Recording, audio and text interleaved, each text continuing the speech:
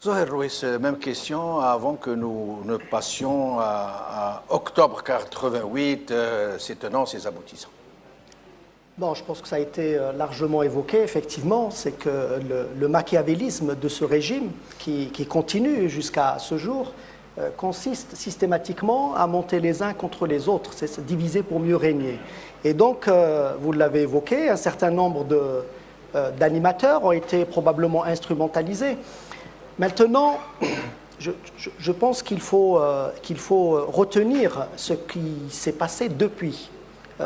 Effectivement, on connaît, les historiens nous diront davantage sur ce qui s'est passé sur ces journées-là, ces tristes journées où il y a eu plus de 500 morts quand même. Mais néanmoins, ça a libéré quelques énergies qui étaient là, la cocotte minute, elle était là, elle était prête à exploser et elle a explosé. Donc, instrumentalisés ou pas, nous avons depuis, les gens ont pu, sur une période certes courte, s'exprimer, les artistes, ça a été dit, les journalistes, un certain nombre d'organisations se sont montées. Ce qu'il nous reste à voir, c'est comment on capitalise sur tout ça, comment on capitalise sur tout ce qui s'est passé pour ne pas reproduire toutes les erreurs qui ont été commises de part et d'autre, depuis, entre 88 et à ce jour. De part et d'autre vous avez parlé d'animateurs qui ont été instrumentalisés en Kabylie, vous avez évoqué, il y en a eu d'autres. Je veux juste rectifier le mot, si vous me le permettez. Animateur. Oui. Parce que connaissant quand même les militants d'avril 80 en Kabylie, ce n'est pas des gens facilement à instrumentaliser. On sait que Matou Blounas, on lui a tiré dessus, la gendarmerie lui a tiré dessus, etc.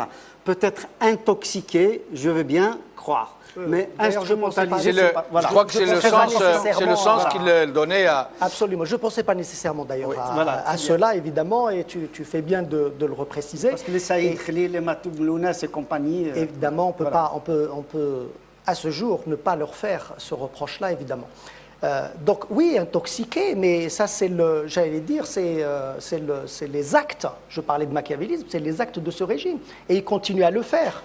Maintenant, je redis, il faut qu'on analyse et on tire toutes les conclusions, toutes les conséquences pour que là, au moment même où aujourd'hui on essaye de monter un mouvement citoyen, on essaye d'aller au-delà des clivages qui nous ont tellement neutralisés les uns les autres, qu'on essaye d'aller au-delà de ça, qu'on en tire les conclusions, pour que justement nous puissions bâtir quelque chose qui soit valable, qui puisse durer dans le temps. Et nous avons, je pense, un certain nombre de principes communs face à ce régime autoritaire qu'on peut mettre en avant justement pour aller au-delà et finalement réussir ce que nous n'avons peut-être pas pu faire dans les années précédentes. Alors, je me dis comment considérer cette parole de Ahmedou Yahya, lui qui est un expert qualité dans les complots.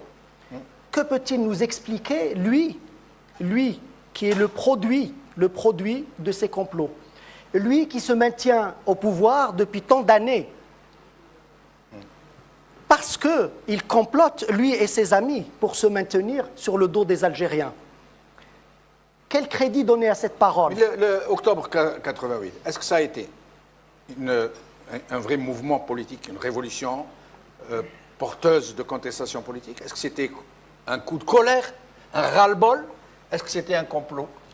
Je ne sais pas. Comme je n'étais pas au cœur de ce complot, moi, le seul complot que je mène, c'est pour faire partir ce régime. Et je le dis publiquement. Le seul complot que nous menons tous, nous, les militants et les engagés politiques, c'est pour faire partir ce régime.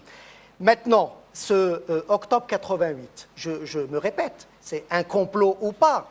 Il se trouve qu'il y avait tous les ingrédients qui ont fait que les Algériens ont pu exprimer leur ras-le-bol, leurs revendications sociales, économiques, politiques. Et il y avait là tous les éléments constitutifs pour permettre justement aux Algériens de réclamer une respiration. Et aujourd'hui, nous sommes aussi dans cette configuration. Parce que, oui, Ahmed Yahya, en ce moment même, que fait-il?